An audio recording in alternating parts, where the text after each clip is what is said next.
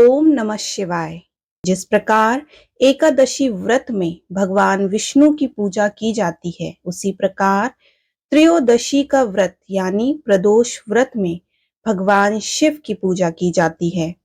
यदि त्रयोदशी का व्रत रविवार के दिन आ जाए तो इस प्रदोष को हम रवि प्रदोष व्रत कहते हैं।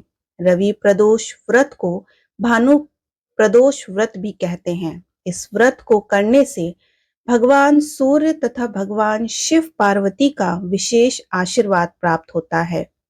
जिनकी कुंडली में सूर्य ग्रह खराब अवस्था में बैठा हुआ हो, उन्हें रवि प्रदोष व्रत करना चाहिए। इस व्रत के करने से उन्हें भगवान सूर्य तथा भगवान शिव पार्वती का विशेष आशीर्वाद प्राप्त होता है। इस व्रत का पारण अगले दिन शिवलिंग पर जल चढ़ाने से होता है। सूर्य ग्रह के लिए लाल रंग का विशेष महत्व है। जिनकी पूजा के लिए लाल रंग के फल, फूल, मिठाई, वस्त्र आदि का उपयोग किया जाता है। यह व्रत अच्छे स्वास्थ्य और लंबी आयु की प्राप्ति के लिए कराया जाता है। यह व्रत अकाल मृत्यु से रक्षा करता है। इस दिन पंचाक्षरी मंत्र ओम नमः शिवाय तथा सूर्य के बीज मंत्र ओम ह्राम ह्रीम ह्रौम सः सूर्याय नमः का जाप करना चाहिए।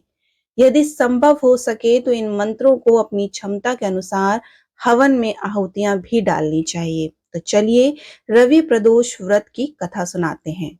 एक बार भागीरथी नदी के तट पर ऋषि एक विशाल समूह में एकत्र हुए। अचानक वहां वेद व्यास के सबसे बड़े भक्त पुराण वेत्ता जी इस सभा में आए।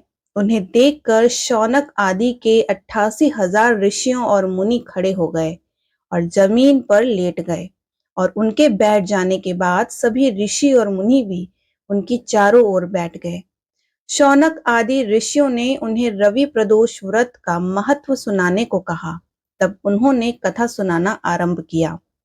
एक ब्राह्मण जो अपने बहुत ही निष्ठावान पत्नी के साथ एक गांव में रहता था, जो हर रविवार को रवि प्रदोष व्रत करता था।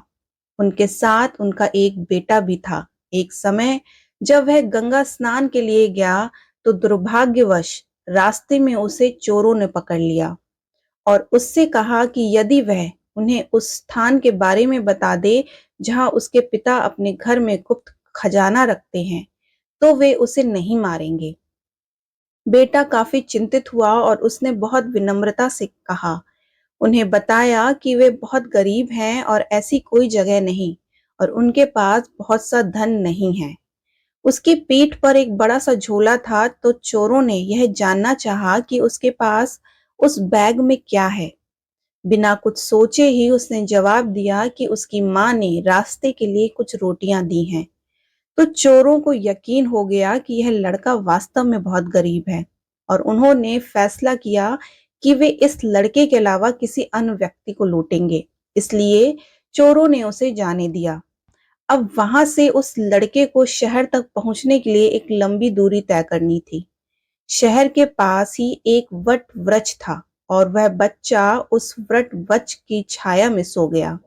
उसी समय उस शहर की रखवाली करने वाले सैनिकों का समूह चोरों की तलाश में वट वृक्ष तक पहुंच गया। जब उन्हें कोई नहीं मिला तो उन्होंने उस लड़के को चोर मानते हुए अपनी हिरासत में ले लिया। राजा ने उसकी दलीलों को नहीं सुना और उसे जेल में बंद कर दिया। जब बेटा समय निर्धारित अवधि में वापस नहीं आया तो माँ और पिता बहुत ही चिंतित हो गए। अगले दिन रवि प्रदोष व्रत था और हमेशा की तरह उस महिला ने व्रत रखा। उसने अपने बेटे की सुरक्षा के लिए भगवान शिव से प्रार्थना की और उसकी देखभाल करने के लिए भी कहा।